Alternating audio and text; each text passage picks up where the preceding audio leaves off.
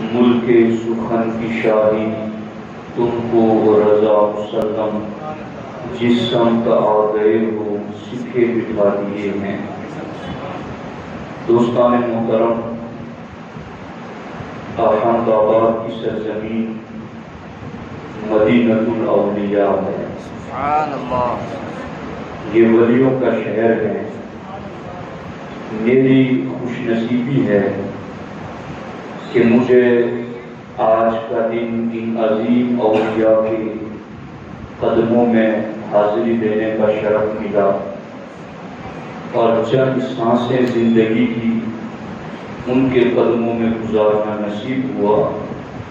اللہ رب العزت کی بارگاہ میں دعا ہے کہ اللہ تبارک و تعالی ان اکابر اولیاء اللہ کا فیضان ہم پر تا دم آخر سلامت رکھے۔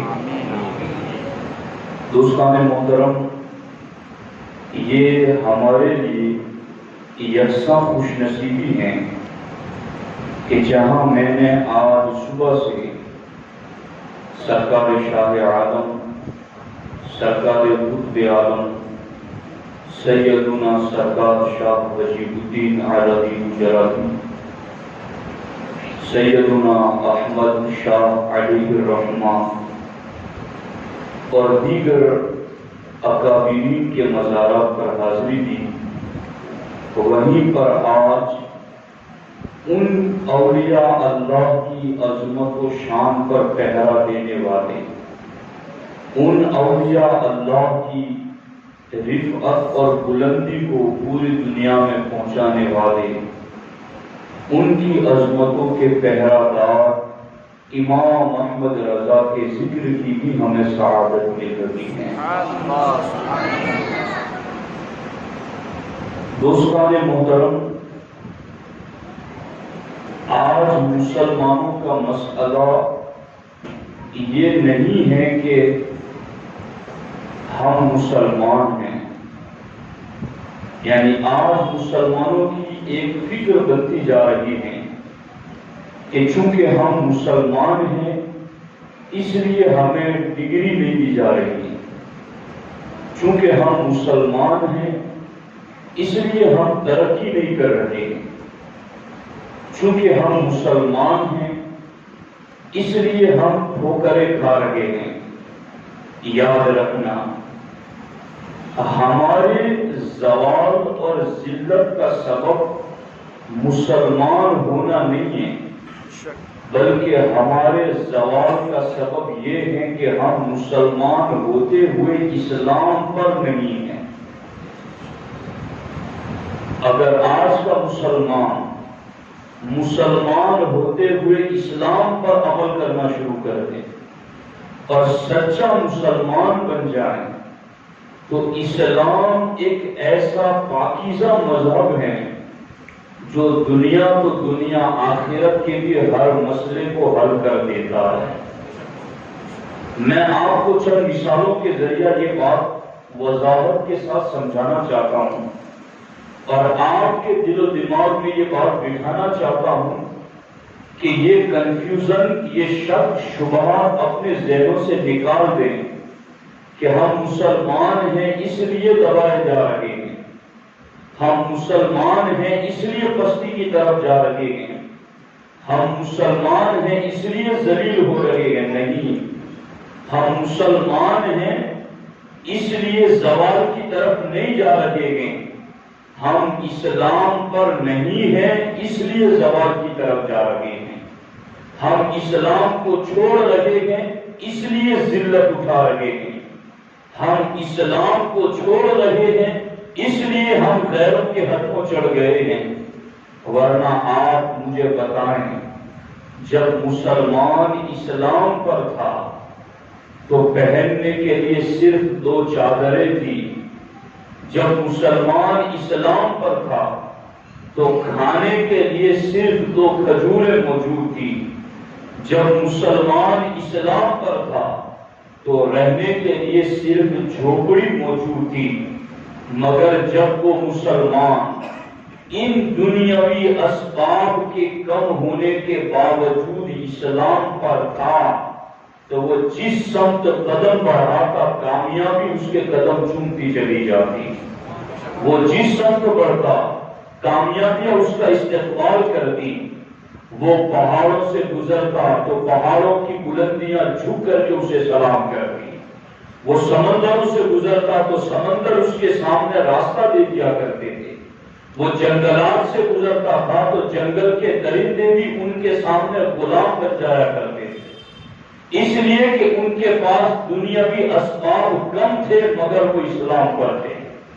آج ہمارے سارے پرابلموں کا حل اور سولوشن صرف یہی ہے کہ ہم مسلمان ہو کر اسلام پر آ جائیں، ہم اپنی زندگی کا کمال اور زندگی کی عزت اسلام میں سمجھیں۔ میں آپ کو ایک بات بتاؤں، حضرت سیدنا امیر المؤمنین عمر بن خطاب رضی اللہ تعالی عنہ جب بیت المقدس فتح ہوا، حضرت امین الامہ سیدنا ابو عبیدہ ابن الجراح رضی اللہ تعالی عنہ کی سپہ سالاری میں، آپ کی قیادت میں جب اسلامی فوج نے بیت المقدس کو فتح کیا، ادھر بیت المقدس کی چابیاں جن یہودیوں کے پاس تھی، انہوں نے کہا کہ ہم یہ چابی تمہارے امیر المومنین کو دیں گے، انہیں بلاؤ، ہم انہیں دیکھنا چاہتے ہیں۔ حکم نامہ پہنچا، حضرت عمر بن خطاب رضی اللہ تعالی عنہ محض ایک اونٹنی لے کر پوری اسلامی سلطنت کا فرما رہا، پوری اسلامی سلطنت پر جس کے روب و دبدبے کا سکہ چل رہا ہے، وہ عمر کہ مدینہ پاک میں ایک مرتبہ زلزلہ آیا، حضرت عمر نے زمین پر کوڑا لگا کر کہا، اے زمین ٹھہر جا، کیا میں نے تجھ پر انصاف نہیں کیا؟ عمر کا یہ جملہ سن کر کے زمین کا وہ زلزلہ فوراً بند ہو گیا، بلکہ امام سمہودی وفا الوفا میں لکھتے ہیں کہ عمر نے کوڑا تو اس وقت لگایا تھا، آج 600 سال گزر گئے ابھی تک مدینے میں زلزلہ نہیں آیا۔ وہ عمر جن کے کوڑے کی تاب زمین نہ برداشت کر سکی، دریائے نیل پانی ختم کر دیتا ہے تو حضرت عمر ایک پرچی لکھ کر کے بھیج دیتے ہیں کہ پرچی رات کو مٹی کریل کر اس میں ڈال دینا، صبح کو دیکھا تو 16 انچ پانی اوپر بہتا ہوا نظر آنے لگا۔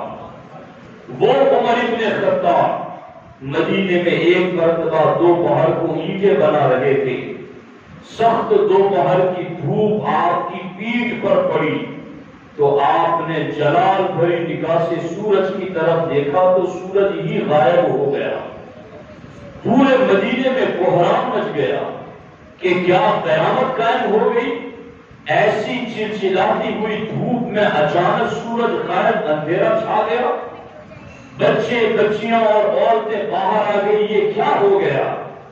لوگ حضرت عمر کے پاس آئے، عمر نے مسکرا کر پھر اسی جانب دیکھا تو سورج چمکتا ہوا نظر آنے لگا۔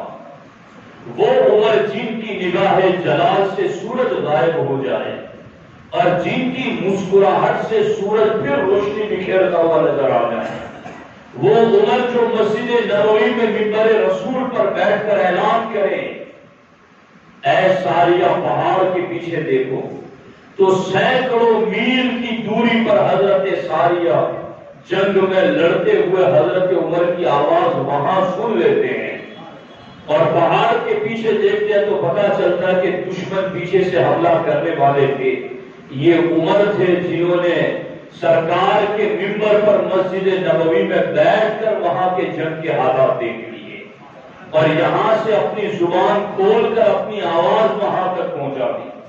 وہ عمر بن خطاب جن کی شانیں اتنی بلند ہیں، میں کیا آپ کو بتاؤں، ایک مرتبہ حضور کی بارگاہ میں ملک الموت کا چرچا چل رہا تھا کہ ملک الموت قبر میں یوں آئیں گے کہ نیلی آنکھیں ہوں گی، قدموں تک بال ہوں گے، جسم سے شعلے نکلتے ہوں گے، زمین چیرتے ہوئے آئیں گے اور مردے کو اٹھ کھڑا کریں گے اور پھر اس سے سوالات کریں گے۔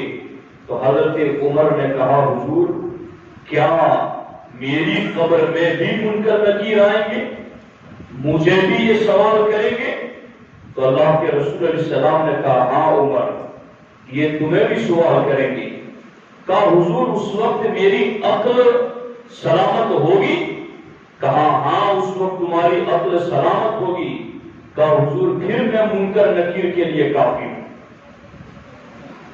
پھر میں منکر نکیر کے لیے کافی ہوں۔ تو سرکار بھی مسکرانے لگی اور آقا علیہ السلام نے فرمایا عمر جب سارے لوگوں کی قبروں میں منکر نکیر سوالات کے لیے جائیں گے تو معاملہ جدا ہوگا، تمہاری قبر میں آئیں گے تو معاملہ جدا ہوگا۔ کہا حضور یہ کیسے ہوگا؟ اب یہ دیکھو غیب دان نبی کی غیب کی خبر کہ غیب جاننے والے نبی صرف یہی نہیں جانتے کہ عمر دنیا سے ایمان پر جائیں گے یا کیسے جائیں گے، یہ بھی بتا دیا عمر تم ایمان ہی پر جاؤ گے، اور یہ بھی بتا دیا کہ عمر تمہاری قبر میں بھی فرشتے آئیں گے، اور یہ بھی بتا دیا کہ عمر تم سے بھی سوالات کریں گے۔ مگر اے عمر جب منکر نکیر تمہاری قبر میں پہنچیں گے تو اچنبے میں پڑ جائیں گے، تعجب میں رہ جائیں گے کہ ہمیں آج تک قبروں میں امتحان لینے کے لیے بھیجا گیا، مگر پتہ نہیں آج ہمیں عمر کے ساتھ امتحان لینے بھیجا گیا ہے یا عمر کے سامنے امتحان دینے بھیجا گیا ہے۔ سرکار دو عالم صلی اللہ علیہ وسلم فرماتے عمر جب فرشتے تم سے پوچھیں گے نا کہ من ربک کا تیرا رب کون ہے، تو عمر تم فوراً کہو گے ربی اللہ ومن ربکما، میرا رب تو اللہ ہے، بتاؤ تم دونوں کا رب کون ہے؟ اور جب دوسرا سوال کریں گے کہ ما دینوں کا تیرا دین کیا ہے، تو عمر تم کہو گے دین الاسلام وما دینکما، میرا دین تو اسلام ہے، تم دونوں کا دین کون سا ہے؟ اے عمر یوں جب بھی وہ سوال کریں گے تو تم جواب دے کر ان سے سوال کر لو گے، تو منکر نکیر بھی قبر میں تعجب کریں گے آج ہمیں امتحان لینے نہیں امتحان دینے بھیجا گیا ہے۔ وہ عمر جن کی یہ شان ہے جب وہ بیت المقدس کی طرف جا رہے ہیں، اور معاملہ بھی کیا ہے کہ بیت المقدس فتح ہوا ہے اور کوئی ملک فتح ہو اور اس ملک میں امیر المومنین جا رہے ہوں تو پھر کس پروٹوکول کے ساتھ جائیں گے، کس اعزاز اور شان کے ساتھ جائیں گے؟ مگر حضرت عمر چلے تو صرف ایک اونٹنی کو لے کر، نہ کوئی لشکر ساتھ میں، نہ کوئی سپاہی ساتھ میں، نہ کوئی اسلحہ ساتھ میں، صرف ایک سواری اور ایک غلام ساتھ میں۔ اور معاملہ یہ ہے کہ کبھی عمر سواری پر سوار ہوتے ہیں اور غلام نکیل پکڑ کے چلتا ہے، اور کبھی غلام سوار ہوتا ہے اور عمر نکیل پکڑ کر کے چلتے ہیں۔ آپ سن رہے ہیں دھیان سے، میں آپ کو کچھ کہہ رہا ہوں، دھیان سے سنیے۔ یہ حضرت عمر ہیں اور میں تو اس پر حیران خالی میں رہ گیا کہ حضرت عمر نے جانوروں کے ساتھ بھی کیسا انصاف کیا کہ کچھ کلومیٹر حضرت عمر سوار ہوتے اور غلام پیدل چلتا، کچھ کلومیٹر غلام سوار ہوتا، حضرت عمر پیدل چلتے، اور پھر کچھ کلومیٹر دونوں پیدل چلتے اور سواری کو بوجھ سے خالی رکھتے تھے۔ سبحان اللہ سبحان اللہ۔ اس قدر انصاف جانور کے ساتھ بھی، اس قدر رحم و کرم کی تعلیم اسلام میں جانوروں کے ساتھ ہے۔ اب حضرت عمر جب اس انداز سے چلے تو ایک مقام آیا جہاں بیچ میں پانی آ گیا، تو حضرت عمر کی باری تھی نیچے چلنے کی، غلام سوار ہیں، آپ نے جوتے اتار کر ہاتھ میں پکڑ لیے، موزے نکال کر کندھے پر رکھ دیے، موزے کندھے پر، ایک ہاتھ میں جوتے اور دوسرے ہاتھ سے لگام پکڑی ہوئی نے سواری کی، اور یوں چل رہے ہیں۔ سامنے ابو عبیدہ ابن الجراح ملاقات کے لیے آ گئے. حضور یہ یہودی بڑی اعلیٰ نسل کے گھوڑوں پر سواری کرتے ہیں، بڑے عمدہ لباس پہنتے ہیں، بہت کر و فر اور شان و شوکت کے ساتھ رہتے ہیں. حضور آپ کے لیے ہم عمدہ نسل کا گھوڑا لے کر آئے ہیں، عمدہ لباس لے کر کے آئے ہیں، ہم آپ کے لیے یہ سارا پروٹوکول لے کر آئے ہیں، تو آپ برائے کرم کی سواری سے اتر جائیں. آپ غلام کو سواری پر بٹھا کر نکیل پکڑنا چھوڑ دیں، آپ یہ موزے کندھے پر رکھ کر جوتے ہاتھ میں اٹھانا چھوڑ دیں، آپ اعلیٰ نسل کے گھوڑے پر سوار ہو جائیں، عمدہ لباس پہنیں تاکہ آپ کی شان کا اظہار ہو. تو آپ کو پتا ہے اس وقت حضرت عمر نے جملے کیا کہے؟ حضرت عمر کے جملے میری آج کی اس گفتگو کی جان ہے کہ آج مسلمانوں نے اسلام چھوڑ کر غیر اسلام میں عزت سمجھ رکھی ہے کہ ہم کسی ہیرو کی نقالی کریں گے تو ہم باعزت سمجھے جائیں گے، ہم کسی کرکٹر کے طریقے پر چلیں گے تو ہم باعزت سمجھے جائیں گے، ہم کسی فیشن پرست شخص کی طرح بال رکھیں، اس کی طرح لٹ کھٹ رکھیں، اس کی طرح پھٹی ہوئی پینٹیں پہنیں، اس کی طرح کانوں میں بالیاں ڈالیں، اس کی طرح ہاتھوں میں کڑے پہنیں اور اس کی طرح گود و باش اختیار کریں تو ہمیں لوگ عزت دار سمجھیں گے. آج کی مسلم جنریشن اور مسلم نوجوان نسل یہ سمجھتی ہے کہ اسلام پر عمل کریں گے، داڑھی رکھ لیں گے، نمازیں پڑھیں گے، سنت طریقے پر رہیں گے اور ہم مسواک کریں گے اور ان طریقے پر چلیں گے تو لوگ ہمیں بیکورڈ کہیں گے، ہمیں پرانے زمانے کا کہیں گے اور ہمیں عزت نہیں ملے گی. یاد رکھنا جس عمر کو عزت اللہ نے اتنی دی کہ 1450 سال گزرنے کو آ رہے ہیں، مگر اللہ نے اتنی عزت دی کہ آج منبروں پر باوضو عمر کا ذکر صالحین کی زبانوں پر ہے، عمر کا ذکر قرآن کے پاروں میں ہے، عمر کا ذکر صوفیاء کی زبان پر ہے، عمر کا ذکر طریقت کے شہنشاہوں کے عمل میں ہے، عمر کا ذکر ہر نیک بندے کے دل میں ہے. وہ عزت جو عمر کو ملی وہ عمر نے کیا فارمولہ اپنایا؟ عمر نے کہا اے ابو عبیدہ ابن الجراح تمہیں حضور نے امین الامت قرار دیا ہے، اگر آج یہ جملہ تمہاری عداوت کوئی اور کہتا تو میں اس کو عبرت کا نشان بنا دیتا کہ تم یہ مجھے مشورہ کیسے دے رہے ہو کہ میں یہ لباس اتار کر فخر والا لباس پہنوں تو مجھے عزت ملے گی، میں اس سواری کو چھوڑ کر عمدہ نسل کی سواری پر بیٹھوں تو مجھے عزت ملے گی، میں شاہانہ کر و فر کا لباس پہنوں تو مجھے عزت ملے گی.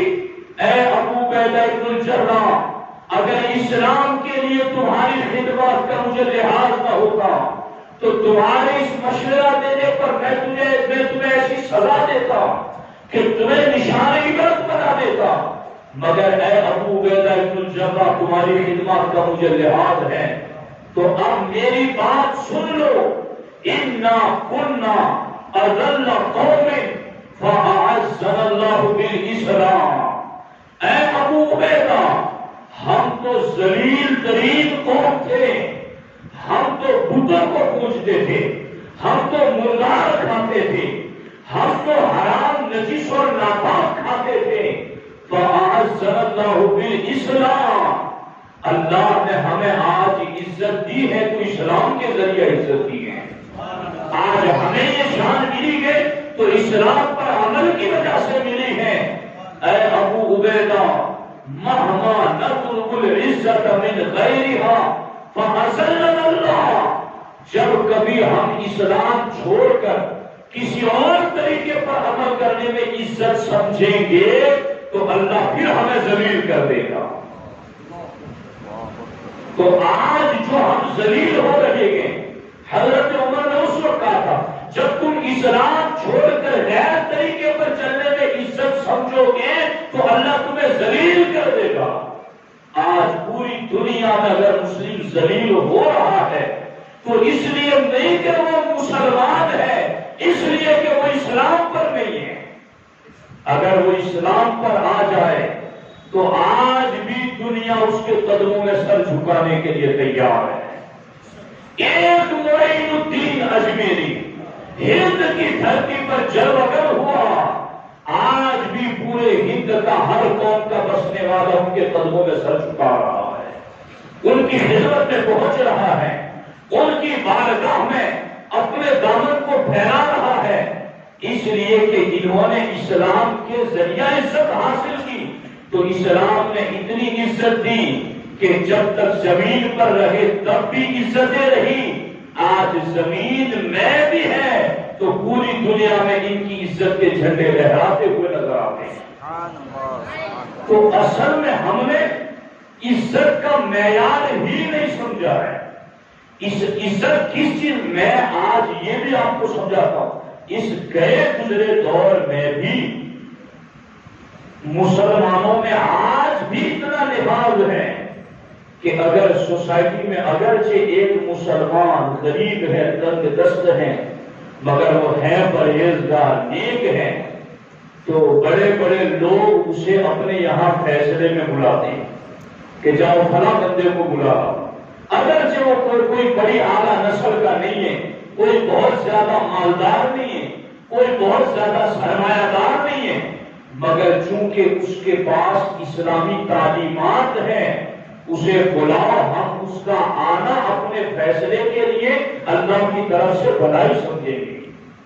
تو پتہ کیا چلا کہ اسلام عزت دیتا ہے، اور جب تک مسلمان اس تصور سے باہر نہیں نکلیں گے کہ ہمیں عزت اسلام سے ملتی ہیں.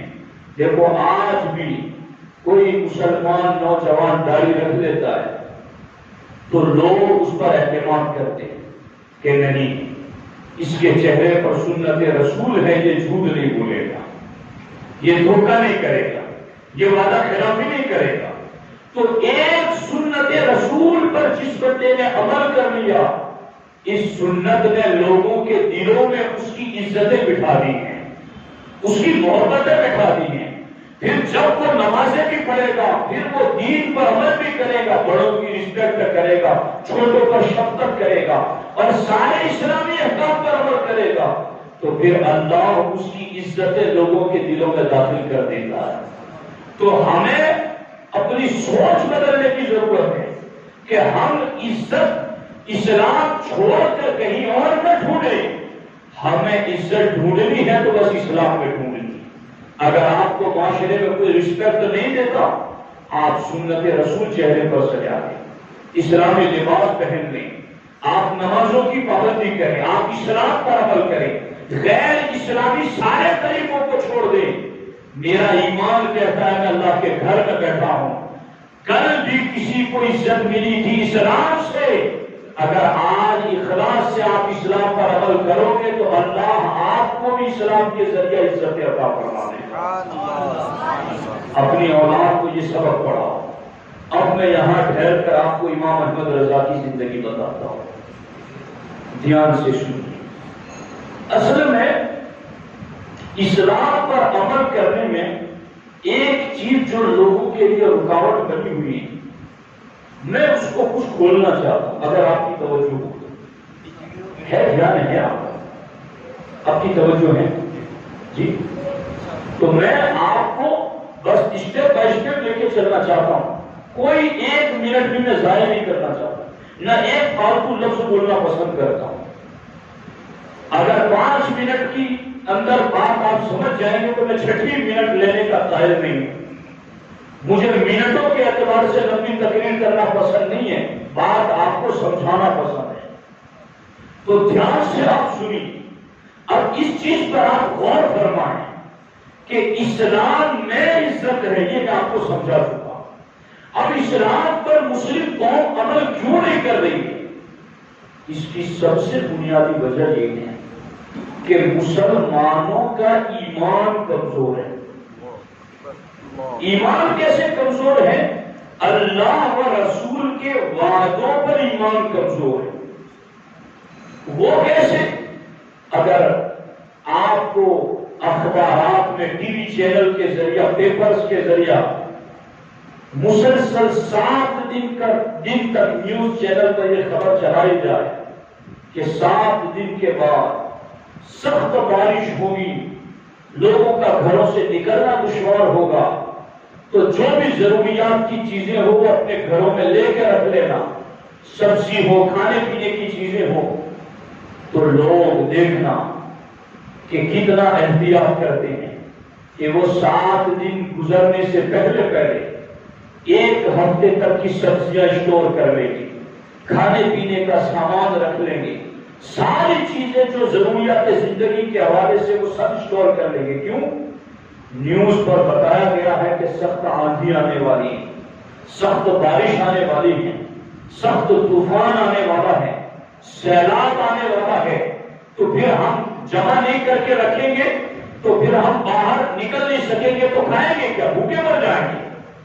آپ کو اور ہمیں نیوز چینل کی خبروں پر جتنا یقین ہے، کاش ان مسلمانوں کو قرآن کے وعدوں پر اتنا یقین ہوتا، کاش ان مسلمانوں کو صادق الوعد الامین نبی کے فرمانوں پر اتنا یقین ہوتا، کاش انہیں صوفیاء صالحین کے بتائے ہوئے فرامین پر اتنا یقین ہوتا۔ اگر تمہیں یقین کے ساتھ پتا چل جائے کہ مسجد کے بیچ والے گیٹ ہی پر گڈھا کھودا ہوا ہے، آپ گزریں گے تو گر جائیں گے، قدم ٹوٹ جائیں گے، اگر آپ کو یقین کے ساتھ بتاؤ تو مجھے بتاؤ آپ اس دروازے سے گزریں گے آپ دائیں بائیں کسی دروازے سے، اور دروازے بند ہوں گے تو آپ کھڑکیوں سے کود کے جائیں گے، مگر جہاں گڈھا کھودا ہوا ہے وہاں آپ نہیں جائیں گے، چونکہ آپ کو وہاں گڈھا نظر آ رہا ہے۔ یاد رکھنا، ہمیں اپنی آنکھوں دیکھی جو چیز نظر آتی ہے اس میں ہم ممکن ہے کہ دھوکہ کھا سکتے ہو کہ گڈھا دیکھ رہے ہو اور گڈھا نہ ہو، یہ ممکن ہے، مگر اللہ رسول کے وعدوں میں کبھی غلطی نہیں ہو سکتی ہے۔ وَمَنْ أَصْدَقُ مِنَ اللَّهِ قِيلًا وَمَنْ أَصْدَقُ مِنَ اللَّهِ حَدِيثًا۔ اللہ سے بڑھ کر کے بات سچی کس کی ہو سکتی ہے؟ اللہ سے بڑھ کر کے فرمان سچا کس کا ہو سکتا ہے؟ کیا اس رب نے نہیں بتایا ہے کہ تم جھوٹ بولو گے تو تمہارے اوپر اللہ کی لعنت برسے گی؟ کیا اس نبی نے نہیں بتایا ہے کہ تم جھوٹ بولو گے تو رحمت کے فرشتے تمہارے منہ کی بدبو سے کئی میل دور ہو جاتے ہیں؟ کیا اس نبی نے نہیں بتایا ہے کہ تم جھوٹ بولو گے تو تمہارے گھروں سے رحمتیں اٹھ جائے گی؟ کیا اس نبی نے نہیں بتایا کہ تم حالت جنابت میں گھر میں بلا ضرورت پڑے رہو گے تو رحمت کے فرشتے تمہارے گھر میں نہیں آئیں گے؟ کیا اس نبی نے نہیں بتایا کہ تم حرام روزی اور لقمے کھاؤ گے تو 40 دن تک تمہاری دعائیں قبول نہیں ہوگی؟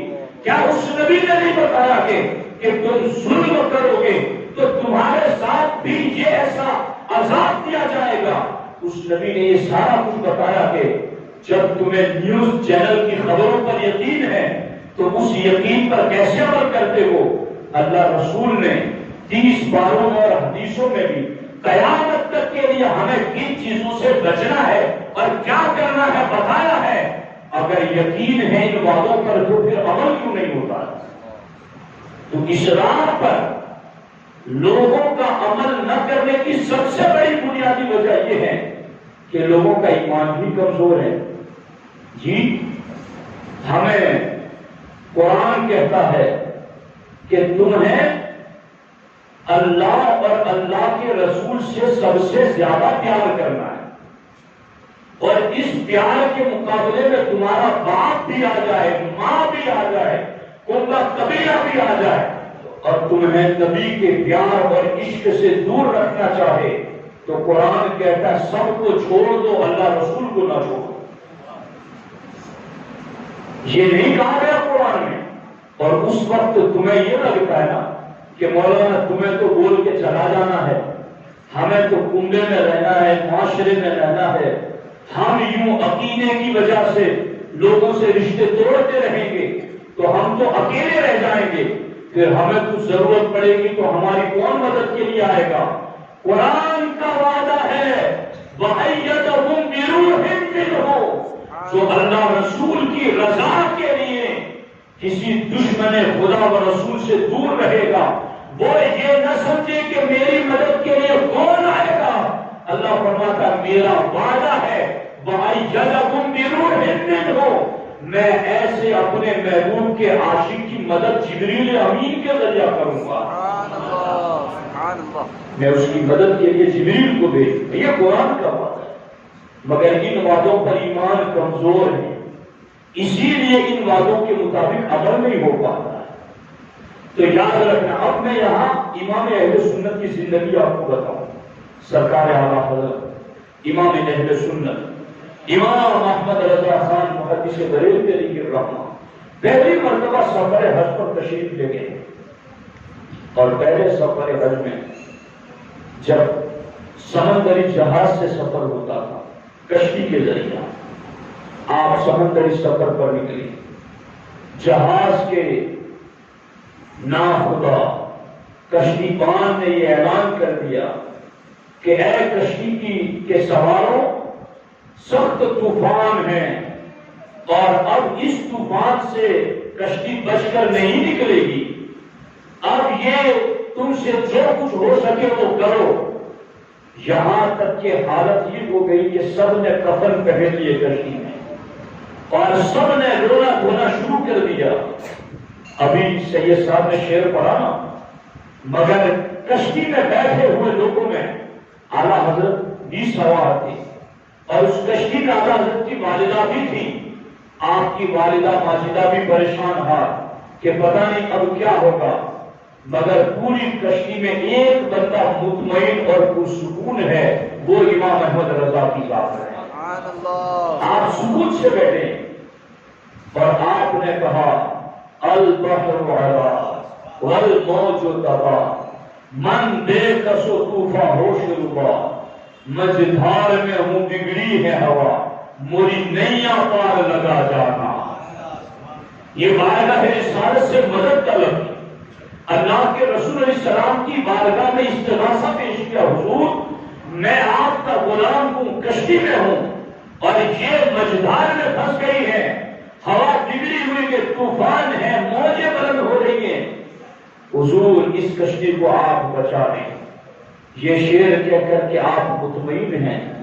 لوگوں نے کہا کہ احمد رضا سارے لوگ تو بے قرار ہیں، رو رہے ہیں، مگر آپ ہیں کہ بس پرسکون بیٹھے ہیں. آپ کو خطرہ نہیں ہے کہ ابھی کشتی کے تختے ٹوٹ جائیں گے اور لوگ موت کی آگوش میں چلے جائیں گے؟ آپ کو یہ نظر نہیں آ رہا ہے خطرہ؟ تو اعلیٰ حضرت کا اللہ کے رسول علیہ السلام کے بتائے ہوئے وعدوں پر ایمان کتنا مضبوط. دیکھو جب میں آپ کو بات سمجھا رہا ہوں اس کو سمجھنے کی کوشش کرو.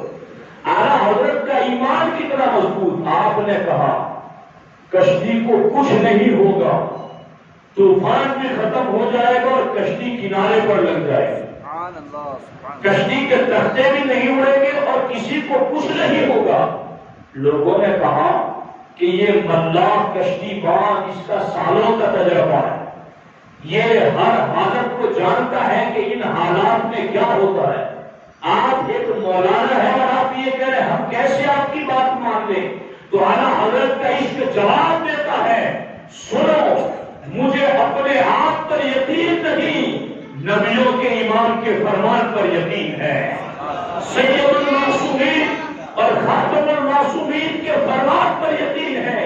میرے نبی نے فرمایا جو سمندری جہاز پر سوار ہوتے وقت سبحان الذی سخر لنا بسم اللہ مجریہا و مرساہا یہ دعا پڑھ لے گا اور کشتی میں بیٹھے گا، وہ کشتی ہر قسم کے طوفان سے محفوظ رہے گی. چونکہ کشتی میں بیٹھتے وقت میں نے یہ دعا پڑھ لی ہے اس لیے مجھے یقین ہے طوفان کر سکتا ہے، نبی کا فرمان نہیں کر سکتا ہے. اور پھر ہوا یہی. اعلیٰ حضرت فرماتے ایسا لگا جیسے طوفان سے کسی نے کشتی کو اچک کر کنارے پر لگا دیا. یہ یقین ہونا چاہیے. اور جب تک مسلمانوں کو اللہ رسول کے وعدوں پر یقین نہیں ہوگا انہیں ایمان کی لذت ہی نہیں ملے گی، ایمان کی مٹھاس ہی نہیں ملے گی. اور میں آپ کو دوسری بات بتاؤں، سرکار اعلیٰ حضرت فرماتے ہیں کہ ہمارے علاقے میں بریلی شریف میں طاعون کی بیماری پھیل چکی تھی. یہ پلیگ کی بیماری، یہ جس طرح کورونا کہتے ہیں نا، ایسی بیماری پھیل چکی تھی بریلی اور اس کے اطراف میں، اور وہاں لوگ کثرت سے اس بیماری میں گرفتار تھے طاعون کی. سرکار اعلیٰ حضرت فرماتے مجھے بھی بغل کے نیچے کچھ گرٹیاں نکلی اور ڈاکٹر کو بلایا گیا. اعلیٰ حضرت فرماتے میرا منہ نہیں کھل رہا تھا، میں بول نہیں سکتا تھا. ڈاکٹر کو بلایا گیا تو طبیب نے چیک کرنے کے بعد کہا کہ یہ تو وہی ہے، یہ تو وہی ہے، یہ تو وہی ہے، یعنی طاعون ہے جو لوگوں میں پھیلا ہوا ہے. اعلیٰ حضرت فرماتے میں بول تو نہیں سکتا تھا زبان سے، مگر میرا دل یقین رکھتا تھا کہ مجھے طاعون کی بیماری ہو ہی نہیں سکتی. مجھے طاعون کی بیماری تو ہو ہی نہیں سکتی. اعلیٰ حضرت فرماتے میں بول تو نہیں سکتا تھا، مگر میں نے دل سے کہا اللہم صدق الحبیب وکذب الطبیب، اے اللہ ڈاکٹر کو جھوٹا کر دکھلا اور اپنے حبیب کو سچا کر دکھا. اعلیٰ حضرت فرماتے ہیں میں نے ایک طاعون کی بیماری میں مبتلا شخص کو دیکھ کر وہ دعا پڑھنی تھی جو حضور نے کہا تھا الحمدللہ الذی عافانی مما ابتلاک بہ وفضلنی علی کثیر ممن خلق تفضیلا. میں نے ایک طاعون کی بیماری میں مبتلا شخص کو دیکھ کر کے یہ دعا پڑھ لی تھی، اور میرے نبی نے فرمایا کہ جو جس بیماری میں گرفتار شخص کو دیکھ کر یہ دعا پڑھ لے گا اللہ اس بیماری سے دعا پڑھنے والے کو محفوظ فرما دے گا. تو میرا یقین تھا مجھے کوئی اور تو بیماری ہو سکتی ہے مگر طاعون کی بیماری نہیں ہو سکتی. تو ڈاکٹر تو جھوٹا ہو سکتا ہے مگر حبیب رحمان کا فرمان غلط نہیں ہو سکتا ہے. اعلیٰ حضرت فرماتے مجھے حضور کے فرمان پر یقین تھا. اور اعلیٰ حضرت فرماتے جیسے ہی میں نے یہ جملہ کہا نا کہ اے اللہ طبیب کو جھوٹا کر دکھا اور حبیب کو سچا کر دکھا، میں نے جیسے ہی یہ جملہ کہا تو غیر سے کسی نے کان میں آواز دی کہ مسواک اور کالی مرچ. اعلیٰ حضرت فرماتے میں نے فوراً مسواک اور کالی مرچ منگوا کر اس سے اپنے دانتوں پر تھوڑا ہلایا کہ مجھے خون کی الٹی ہوئی، اور جیسے ہی الٹی ہوئی میرا سارا مرض یک بیک ختم ہو گیا. تو میں نے کہنا بھیجا کہ ڈاکٹر صاحب کو کہہ دینا کہ وہ تمہارا طاعون چلا گیا. تو سمجھ آ رہی ہے بات؟ کیا آج مسلمانوں کو ان باتوں پر یقین ہے؟ کیا اللہ کے رسول علیہ السلام نے نہیں فرمایا کہ جو مسلمان اخلاص کے ساتھ 5 وقت کی نماز پڑھے گا اللہ اس کو دل کا سکون عطا کرے گا، اللہ اس کو نیند کی لذت عطا کرے گا، اللہ اس کے رزق میں برکت عطا کرے گا. مگر آج مسلمانوں کو اس وعدے پر یقین ہی نہیں ہے. وہ تو عصر کے وقت یہ سمجھتا ہے کہ دکان عصر کے وقت بند کر دوں گا تو کسٹمر کے آنے کا وقت تو یہی ہے، تو دکان بند کر کے مسجد میں جاؤں گا تو کسٹمر چلے جائیں گے تو میری روزی کا کیا ہوگا؟ ارے حضور نے نہیں فرمایا کہ تم نماز پڑھو گے تو تمہارے رزق میں برکت ہوگی؟ تو تم کسٹمروں پر یقین رکھتے ہو، حضور کے فرمان پر یقین نہیں رکھتے. تو مسلمانوں کی کمزوری یہ نہیں ہے کہ وہ مسلمان ہے، ان کی کمزوری یہ ہے کہ وہ اسلام پر نہیں ہے. اگر اسلام پر عمل کریں گے تو پھر دیکھنا رزق میں کیسے برکتیں آتی ہیں. میں آپ کو ایک بات بتاؤں، یہاں پر حضرت داؤد علیہ السلام کی قوم کا جو واقعہ قرآن مجید میں اللہ رب العزت نے ذکر فرمایا کہ اللہ رب العزت نے ان کی قوم کو آزمانا چاہا. اللہ نے فرمایا اے داؤد اپنی قوم کو کہہ دو کہ سنیچر کے دن مچھلیوں کا شکار مت کرنا. جی سنیچر کے دن مچھلیوں کا شکار نہ کرنا. اب شنیچر کا دن آیا نا تو خوب مچھلیاں اوپر اوپر ان کو نظر آنے لگی. یہ آزمائش ہے. تم کدھر جا اللہ کے حکم کی طرف جاتے ہو یا مال دیکھ کر نافرمانی کی طرف جاتے ہو؟ کیا یہ چیزیں آج پوری کی پوری مسلم معاشرے پر فٹ نہیں ہو رہی؟ آپ دل سے بتائیے کہ ایک طرف اللہ رسول کا حکم ہے، دوسری طرف ان کو مال دنیا نظر آتی ہے. اب آج کا مسلمان کدھر جا رہا ہے؟ یہ سنیچر کو منع کیا گیا اور اوپر اوپر ساری مچھلیاں تیرتی ہوئی نظر آنے لگی تو ان کے منہ میں راڑ ٹپکنے لگی. عام دنوں میں تو اتنی مچھلیاں پورے ہفتے میں ہم نہیں پکڑ سکتے، سنیچر کے دن اتنی تو اوپر اوپر آتی. شیطان نے انہیں ہیلا بتایا اور کہا کہ ہیلا کرو، سمندر سے ایک نالی نکال کر دور ایک گڈھا بناؤ تاکہ نالی کے ذریعہ پانی کے ساتھ ساتھ مچھلیاں اس گڈھے میں آ جائے تو وہ گڈھا پیک کر دو اور پھر شنیچر کا دن گزر جائے تو دوسرے دن اس گڈھے میں سے پکڑ لینا مچھلی. اب شیطان نے انہیں یہ ہیلا بتایا مگر ان کی سمجھ میں نہ آیا کہ اس گڈھے میں پکڑ کے رکھ لینا یہی تو شکار کرنا ہے جس سے تمہیں روکا گیا. مگر انہوں نے کیا اللہ کے حکم کے خلاف یہ دھندا یہ کام. تو اب پتا ہے سزا کیا ہوئی؟ قرآن کہتا ہے کونوا قردۃ خاسئین، اللہ نے فرمایا ہو جاؤ دھتکارے ہوئے بندر. وہ سارے کے سارے بندر ہوتے. تو اللہ اور رسول کے حکم کے خلاف عقل مت لڑاؤ اور وہاں دنیا کے رشتے، دنیا کا مال، دنیا کی شہرتیں مت ڈھونڈو. جہاں کہیں اللہ رسول کا حکم آ جائے فوراً گردن جھکاؤ، فوراً مان جاؤ، فوراً کہو میرا سر جھکا ہوا ہے میرے رب کے حکم کے آگے، میرا سر جھکا ہوا ہے در رحمت للعالمین پر. میں تو بس بگا ہوا ہوں اللہ کی بارگاہ میں، رسول اللہ کی بارگاہ میں. میرا اپنا تو کچھ نہیں ہے کیونکہ اللہ قرآن میں فرماتا ہے 11ویں پارے میں ان اللہ اشتری من المؤمنین انفسهم واموالهم بان لهم الجنہ. اللہ فرماتا ہے کہ اللہ نے ایمان والوں کی جان اور مال کو جنت کے بدلے میں خرید لیا ہے. تو میری اور آپ کی جان تو جنت کے بدلے میں خریدی ہوئی ہے. اب جو آپ ایک بائک خرید لیتے ہیں شو روم سے تو آپ اس کو 50 پہ چلائیں یا 100 پہ چلائیں؟ جی خرید جو آپ نے لی ہے تو آپ کو یہ کہے کہ نہیں تجھے 20 پہ ہی چلانی ہے. اگر شو روم والا بھی کہے گا تو آپ نہیں مانیں گے. آپ کہیں گے بھائی تم نے بیچ دی، میں نے پیسے دیے، میں 30 پہ چلاؤں 50 پہ چلاؤں 100 پہ چلاؤں میری مرضی. جب آپ 50,000 روپے یا لاکھ دے کر خریدار بنتے ہو تو اتنا حق رکھتے ہو تو کم از کم اتنا تو سوچو کہ میری تمہاری جانیں اللہ نے خرید لی ہیں.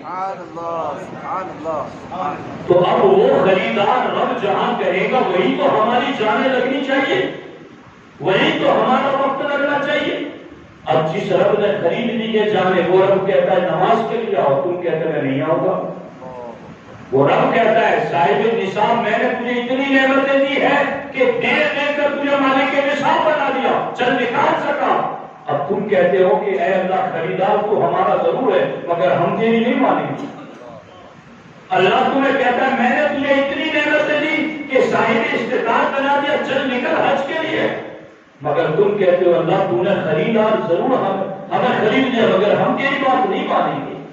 تو 50,000 کی گاڑی خرید کر خریدار بن کر حق جتانے والے مسلمانوں کچھ تو سوچو، کچھ تو سمجھنے کی کوشش کرو کہ جب رب نے ہماری جانوں کو یہ تو کرم ہے اس رب کا کہ جان بھی تو دی ہوئی اسی کی ہے مگر کرم کر کے اس کا دیا ہوا کی وہ جنت دے کر خرید رہا ہے. تو ہمیں تو ہمیشہ اس کے حکم کے آگے سر جھکا کے رکھنا چاہیے کہ یہ اللہ جب تو نے خرید لیا کہ تو ہم 5 میٹر کپڑا خریدتے ہیں تو اس خریدے ہوئے میں اتنا حق رکھتے ہیں کہ ہم نے خریدا ہے، چاہے پائجامہ بنوائے، چاہے شرٹ بنوائے، جو چاہے بنوائے، کوئی ہمیں روکنے والا کون ہے؟ جب تمہارے 5 میٹر کے خریدے ہوئے کپڑے میں خریدار ہونے کی حیثیت سے اتنا حق رکھتے ہو تو جس رب نے جنت دے کر تمہیں خریدا ہے وہ رب کتنا حق رکھتا ہے ہم پر۔ اس لیے اب شیطانی وسوسوں سے باہر آ جاؤ، شیطان کے حملوں سے باہر نکل آؤ، جہاں کہیں شیطان مس گائیڈ کرے فوراً اعوذ باللہ من الشیطان الرجیم پڑھو اور فوراً اللہ کی راہ کی طرف آ جاؤ۔ اب جب آپ کا اسلام کے احکام پر یقین مضبوط ہو جائے گا نا، یعنی ابھی ایک اور مثال ہوا آپ کو، وقت زیادہ تو نہیں ہے، ابھی ایک مثال اور تم میں آپ، یعنی ایک طرف ایسا ہے کہ آپ کو بظاہر یہ سمجھ میں آ رہا ہے کہ میں اسلام پر عمل کروں گا تو میرا گھاٹا ہو رہا ہے، اور آپ کا ذہن یہ کہہ رہا ہے کہ ادھر اسلام چھوڑ دوں گا تو میرا منافع ہوگا۔ اب ایسے وقت میں مسلمان کی آزمائش ہوتی ہے کہ اسے کرنا کیا؟ حالانکہ میں بہت گنہگار بندہ ہوں، مگر یاد رکھنا میں نے اللہ کی معرفت پر کئی بیان کیے اور میں اللہ کی معرفت کو بس اتنا سمجھ سکا ہوں آج تک کہ اللہ نے جس کام کے کرنے پر جو وعدہ کیا ہے کہ تم یہ کرو گے تو میں تمہیں یہ دوں گا، اور تم اس چیز سے بچ جاؤ گے تو میں تمہیں یہ دوں گا۔ اب اللہ نے جس کام کے کرنے کا حکم دے کر تمہیں وعدہ کیا کہ یہ دوں گا، پھر تم نے وہ کام کیا خلوص دل کے ساتھ، اور اللہ نے جو وعدہ کیا تھا اس کام کے کرنے پر دینے کا وہ بھی تمہیں مل گیا، تو اسی کو معرفت الہی کہتے ہیں، اسی کو اللہ کی پہچان کہتے ہیں۔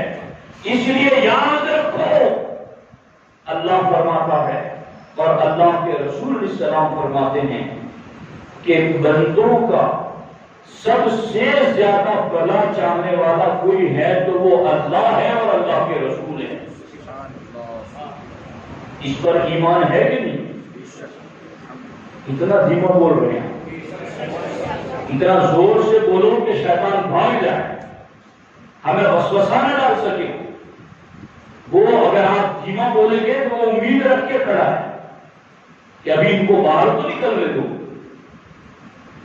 جی وہ مایوس نہیں ہے مس گائیڈ کرنے سے، بھگاؤ اس کو۔ اب ایک طرف اللہ رسول کا وعدہ ہے اور ایک طرف ہمارا اپنا ذہن کچھ کہہ رہا ہے، تو یاد رکھنا ہزاروں ماں باپ مل کر کے اپنی اولاد کا بھلا اتنا سوچ بھی نہیں سکتے جتنا رحمت للعالمین اپنی امت کا بھلا بتا کر گئے ہیں۔ میں قرآن سنت پڑھ کے تمہیں یقین دلا رہا ہوں مسلمان، میں حدیث سے پڑھ کر کے تمہیں یقین دلا رہا ہوں مسلمان کہ ہم اپنی ذات کا، فیوچر کا، اپنی اولاد کا اتنا بھلا اور بہترین سوچ بھی نہیں سکتے جتنا رحمت للعالمین اپنی امت کی بڑائی بتا کر گئے ہیں۔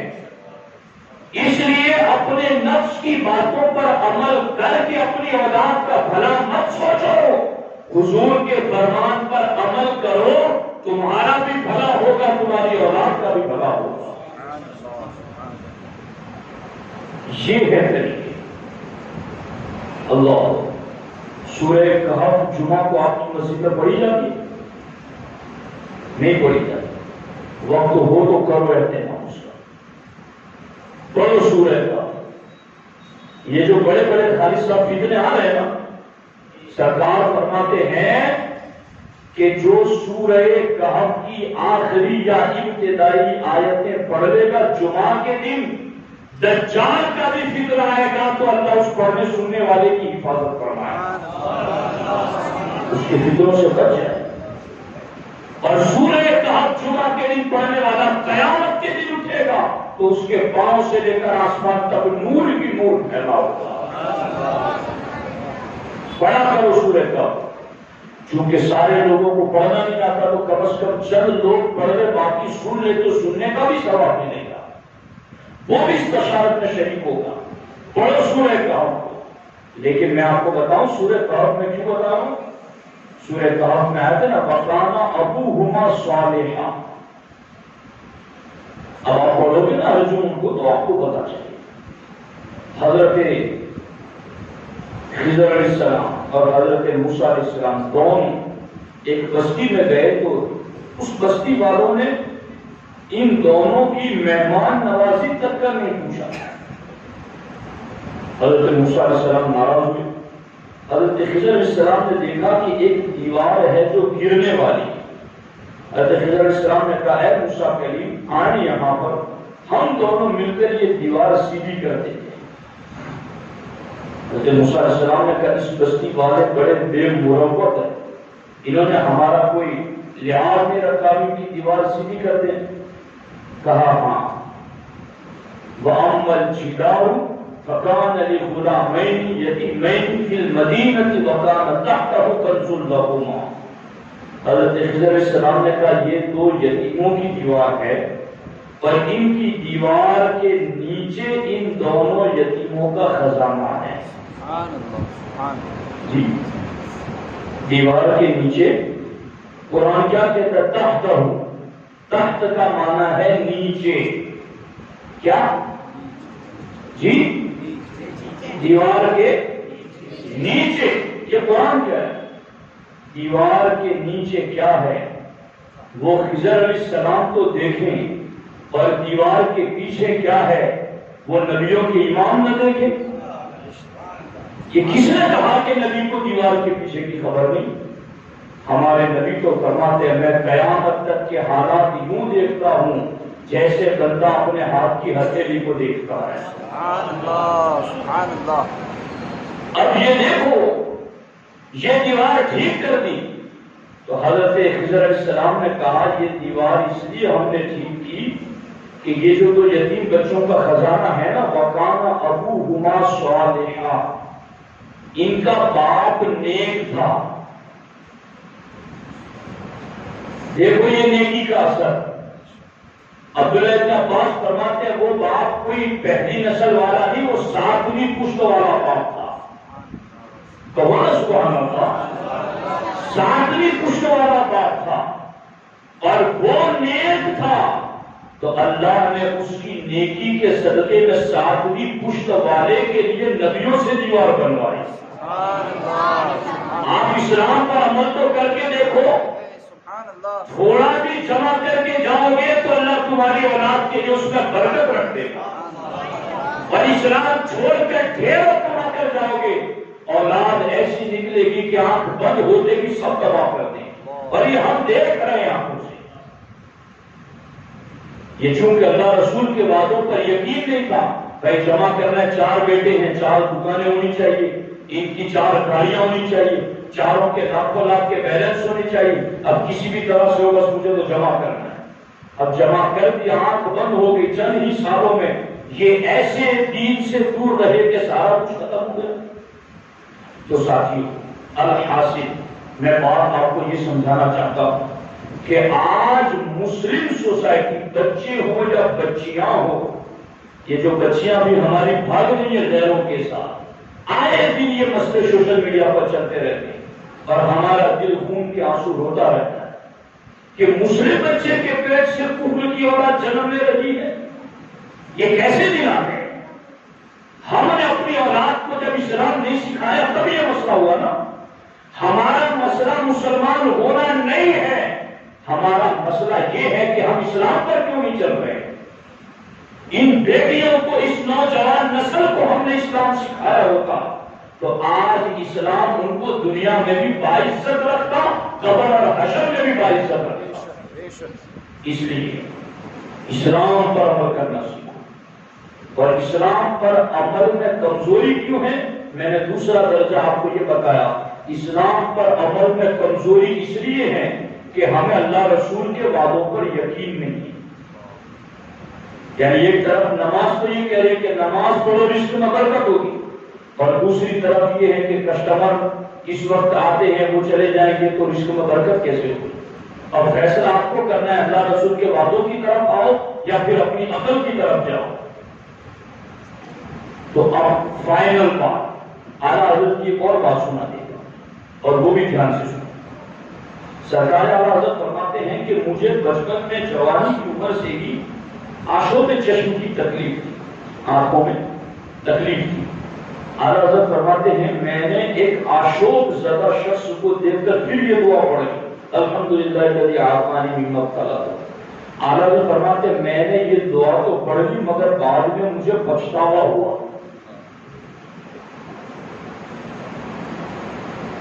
ہے نا تعجب کی بات؟ ابھی آگے انہوں نے کیا کہا تھا؟ میں نے تعاون والے کو دیکھ کر دعا پڑھ لی، مجھے یقین ہے کہ مجھے تعاون نہیں ہوگا۔ اعلیٰ حضرت فرماتے ہیں اس مقام پر میں نے آشوب چشم والے کو دیکھ کر دعا پڑھ لی اور مجھے بعد میں افسوس ہوا کہ مجھے یہ دعا نہیں پڑھنی چاہیے۔ خود لکھتے ہیں کیوں؟ فرماتے ہیں میرے نبی نے فرمایا ہے کہ 3 بیماریوں کو مکروہ نہ جانا، اور ان 3 بیماریوں سے ایک بیماری زکام کی بیماری، کہ ہمارے نبی نے فرمایا زکام کی تکلیف بہت ساری بیماریوں کو دور کر دیتی ہے، اور دوسری کھجلی یہ جلد کی کئی بیماریوں کو دور کر دیتی ہے، اور تیسرا یہ آشوب چشم کی تکلیف یہ نابینائی کی بیماری کو دور کر دیتی ہے۔ اعلیٰ حضرت فرماتے کہ چلو مجھے آشوب چشم رہتا آخری عمر تک، مگر کم از کم محبوب کے فرمان پر عمل تو ہو جاتا، یعنی تکلیف ہو یا کم ہو۔ یہاں میں آپ کو ایک اور بات بتانا چاہتا ہوں، اور اس پر حدیث پاک میں یہ ہے، اور وہ حدیث پاک ضعیف ہے۔ وہ کیا ہے کہ بدھ کے دن ناخن جو کاٹے گا وہ برس یعنی سفید داغ کی بیماری میں مبتلا ہوگا، جذام، بدھ کے دن۔ تو حضرت سیدنا علامہ امیر ابن الحاج مکی رحمۃ اللہ تعالی صاحب مدرسہ، وہ کہتے ہیں کہ چونکہ یہ حدیث ضعیف ہے تو انہوں نے ناخن کاٹ لی کہ چلو یہ حدیث تو ہے مگر حدیث ضعیف ہے تو کوئی بات نہیں، میں ناخن کاٹ لے گا۔ اب انہوں نے ناخن کاٹ لیے اور ان کو برس کی بیماری پیدا ہو گئی۔ رات کو خواب آیا اور خواب میں اللہ کے رسول علیہ السلام کا دیدار ہوا، تو سرکار دو عالم صلی اللہ علیہ وسلم نے فرمایا کہ تم نے سنا نہیں تھا کہ میں نے بدھ کے دن ناخن کاٹنے سے منع کیا تو تم نے کیوں کاٹی؟ کہا یا رسول اللہ صلی اللہ علیہ وسلم میرے نزدیک یہ حدیث صحت کو نہیں پہنچی، یعنی ضعیف تھی، اس لیے اللہ کے رسول علیہ السلام نے فرمایا تمہیں اتنا کافی نہیں تھا کہ وہ میرا فرمان تھا؟ تو کہا حضور مجھ سے غلطی ہوئی، تو سرکار نے ہاتھ پھیر دیا، صبح اٹھے تو بیماری ختم ہو گئی۔ مگر ضعیف حدیث پر انہوں نے عمل چھوڑا، ضعیف حدیث پر انہوں نے عمل چھوڑا، مگر اب اعلیٰ حضرت نے دیکھو ضعیف حدیث پر عمل کیسے کیا۔ بات حضور کی ہے نا، اور عمل کرنے کی ہے نا، تو سرکار اعلیٰ حضرت فرماتے ہیں کہ مجھے سخت بخار ہوا تھا اور میں حرم میں موجود تھا اور بارش ہونے لگی، میںہ برسنے لگا۔ اعلیٰ حضرت فرماتے ہیں کہ میں نے حضور علیہ السلام کا فرمان سنا تھا کہ جو میںہ برستے میں طواف کرے وہ رحمت الہی میں تیرتا ہے۔ اعلیٰ حضرت فرماتے ہیں مجھے بخار تو تھا اور مجھے یقین تھا کہ میں نہاؤں گا تو مجھے بخار مزید چڑھ جائے، مگر حضور نے کہا تھا کہ برستی ہوئی بارش میں جس نے طواف کیا وہ رحمت الہی کے دریا میں ڈبکی لگا رہا ہے۔ اعلیٰ حضرت فرماتے ہیں میں نے فوراً سنگ اسود کا گوسہ لیا اور برستی ہوئی بارش میں 7 پھیرے طواف کر دیے۔ اعلیٰ حضرت فرماتے بخار مجھے لوٹ آیا اور بخار مجھے زیادہ ہو گیا، بخار سمجھتے ہو نا، بخار مجھے زیادہ ہو گیا، میں سنیوں میں تمہیں یہی بات سمجھانا کہ یہ جسم کو تکلیف ہو رہی ہے، نظر آ رہا ہے، پھر بھی محبوب کے حکم پر عمل کیسا؟ یہ چیز ہے جو بندے کو ایمان کی مٹھاس عطا کرتی ہے۔ ہماری عقلیں کیا کہہ رہی ہے اور محبوب کا فرمان کیا کہہ رہا ہے؟ ہم محبوب کا فرمان چھوڑ کر عقلوں پر عمل کرتے ہیں۔ اعلیٰ حضرت فرماتے ہیں مجھے بخار تھا اور حضور کا فرمان بھی کوئی تاکیدی نہیں تھا کہ بارش ہو تو تم نے نہانا ہی نہانا ہے، نہیں، بس اور ضعیف حدیث تھی، مگر مجھے محبوب کے حکم پر بس عمل کرنا تھا۔ نہایا، مجھے بخار آ گیا، اور اعلیٰ حضرت فرماتے جب بخار آ گیا تو مجھے مولانا سید اسماعیل نے کہا ایک ضعیف حدیث کے لیے آپ نے اپنے بدن کی یہ بے احتیاطی کی، بے احتیاطی کی یعنی پرہیز نہیں کیا آپ نے، جی، یعنی جیسے آپ کو اگر کوئی تکلیف ہو، جیسے کہا تھا نا کہ کورونا ہو جائے گا، ڈسٹینس رکھنا، جی، مسجد نہ جانا، تمہیں لگ جائے گا اڑ کے، تو دیکھو لوگ کیسے بھاگ رہے، مسجد میں بھی وہ دور کھڑا ہے، یہ ادھر کھڑا ہے۔ اب ایک طرف حضور کا فرمان ہے کہ تم کندھے سے کندھا ملاؤ گے تو اللہ تمہارے دل ملا دے گا، اب ایک طرف حضور کا فرمان ہے نماز بیماریوں کو دور کرتی ہے اور شفا دیتی ہے، اور دوسری طرف یہ عقل کے ٹھکوسلے ہیں کہ تم قریب رہو گے تو تمہیں کورونا لگ جائے گا۔ اب ادھر اعلیٰ حضرت فرماتے ہیں کہ یہ تو طبیبوں نے کہا تھا کہ بخار آیا کہ پھر بارش میں نہاؤ گے تو بخار آ جائے گا۔ اعلیٰ حضرت فرماتے ادھر ڈاکٹر یہ کہہ رہے تھے اور ادھر محبوب یہ کہہ رہے تھے جو نہائے گا وہ رحمت کے دریا میں ڈبکی لگائے گا۔ اعلیٰ حضرت فرماتے میں نے طبیبوں کی بات چھوڑی اور ساتوں چکر طواف کر لیے میں نے، اور میں پھر بخار تو آ گیا ڈاکٹروں نے جیسا کہا تھا، مگر اعلیٰ حضرت فرماتے مولانا سید اسماعیل نے کہا کہ یہ ضعیف حدیث کے لیے آپ نے اپنے بدن کو بے احتیاطی میں ڈال دیا، یعنی پرہیز نہیں کیا آپ نے۔ اعلیٰ حضرت فرماتے میں نے کہا حدیث ضعیف ہے مگر امید بحمد اللہ تعالی قوی ہے۔ آپ کو سبحان اللہ بھی کیوں کہیں گے؟ کہو نا سبحان اللہ۔ آپ کا سبحان اللہ کہنا بھی محبوب کے وعدوں پر مضبوط ایمان کی دلیل بنے گا کہ آپ اپنے محبوب کی باتوں پر خوش ہو کر سبحان اللہ کہہ رہے ہو۔ اعلیٰ حضرت کے جملے پھر میں دوہراؤں اور ایمان سے کہنا، اعلیٰ حضرت فرماتے ہیں مولانا اسماعیل صاحب حدیث ضعیف ہے مگر امید بحمد اللہ تعالی قوی ہے، یعنی اللہ رسول کے وعدوں پر میرا ایمان مضبوط ہے۔ یہ طواف بحمد اللہ تعالی بہت مزے کا تھا، بارش کے سبب طواف کرنے والوں کی کثرت بھی نہ تھی تو مجھے چند لوگوں کے ساتھ ہی طواف کرنے کا موقع ملا۔ تو خیر اب میں لمبی باتیں نہیں کرنا چاہتا، لیکن آپ کو آزمائش میں بھی نہیں ڈالوں گا۔ اب بات آخری سن لو، ہے دھیان آپ کا، توجہ ہے آپ کی۔ آج پوری دنیا میں مسلمان یہ سوچ رہے ہیں کہ ہم مسلمان ہیں اس لیے ہمارے ساتھ یہ ہو رہا ہے، ہم مسلمان ہیں اس لیے ہمارے ساتھ یہ ہو رہا ہے، ہم مسلمان ہیں اس لیے ہمارے ساتھ یہ ہو رہا ہے۔ میں نے آج اپنی گفتگو سے آپ کو بتا دیا مسلمان ہونے کی وجہ سے نہیں، اسلام پر عمل نہ کرنے کی وجہ سے یہ ہو رہا ہے۔ یہ بات سمجھ میں آ گئی آپ لوگوں کی؟ آ گئی آپ لوگوں کی؟ دوسری بات، اسلام پر عمل کرنے کے لیے ہمارا دل مائل کیوں نہیں ہوتا؟ اس لیے کہ ہمارا ایمان کمزور۔ اعلیٰ حضرت کے فرامین سے آپ نے دیکھا کہ ان کا ایمان کتنا مضبوط۔ اس لیے ساتھیوں یقین رکھو ایک دن میں نے بھی دنیا سے جانا ہے اور آپ نے بھی جانا۔ ہم مسلمان ہیں، اللہ رسول کے وعدوں پر ایمان رکھنے والے، ہم جنت جہنم کو ماننے والے، ہم قیامت میدان محشر کو ماننے والے، ہم میزان پر نیکیوں کے تلنے پر ایمان رکھنے والے۔